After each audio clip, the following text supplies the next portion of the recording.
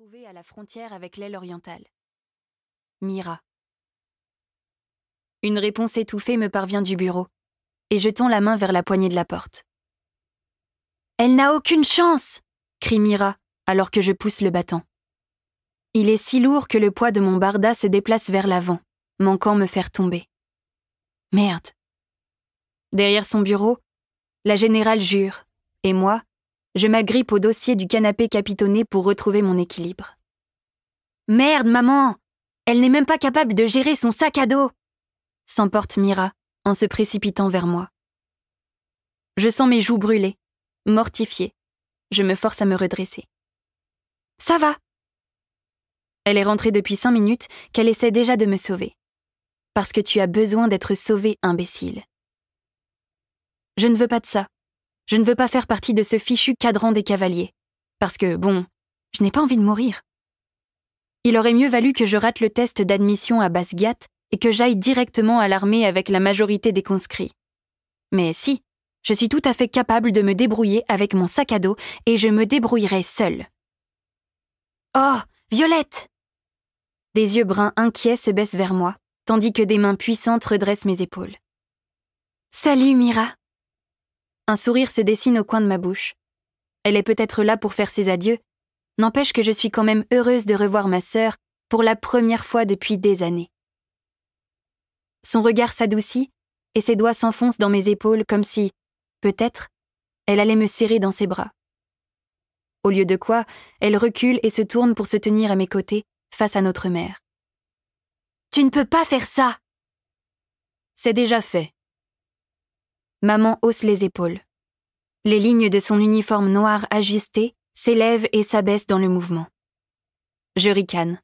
Autant abandonner l'espoir d'un sursis.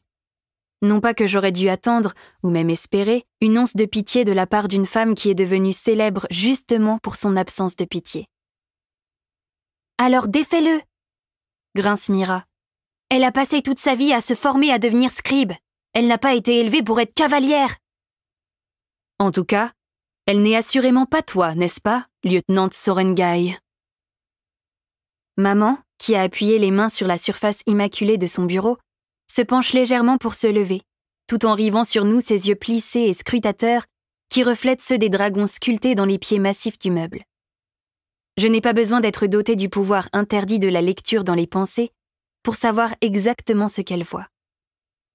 À 26 ans, Mira est une version plus jeune de notre mère.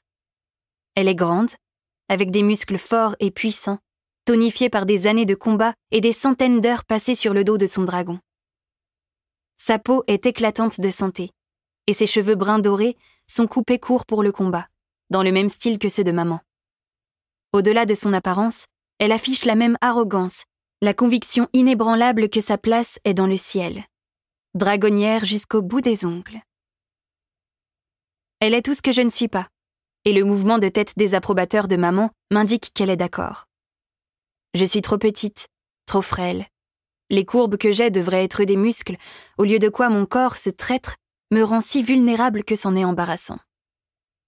Maman s'avance vers nous, ses bottes noires cirées luisent dans les lumières flottantes magiques qui scintillent aux appliques. Elle attrape l'extrémité de ma longue tresse, se moque de la partie située juste au-dessus de mes épaules, là où la couleur des mèches brunes commence à perdre de sa chaleur et à s'estomper lentement vers un argent métallique, un gris acier, puis laisse retomber la natte. Peau pâle, yeux pâles, cheveux pâles. Son regard siphonne jusqu'à la dernière once de ma confiance, même le peu qui subsiste dans la moelle de mes os. C'est comme si cette fièvre t'avait volé toutes tes couleurs en même temps que ta force, ajoute-t-elle, une expression chagrinée traversant ses yeux et les sourcils froncés. Je lui avais dit de ne pas te garder dans cette bibliothèque. Ce n'est pas la première fois que je l'entends maudire la maladie qui a failli la tuer lorsqu'elle était enceinte de moi, ou la bibliothèque dont papa avait fait ma seconde maison quand ils ont été nommés en poste ici à Basgiat, elle en tant qu'instructrice et lui comme scribe. J'adore cette bibliothèque, je réponds. Cela fait plus d'1 an que le cœur de papa a fini par lâcher, et les archives sont toujours le seul endroit où je me sens chez moi, dans cette gigantesque forteresse, le seul où je perçois encore sa présence. Voilà qui est bien parlé en fille de scribe. chuchote maman.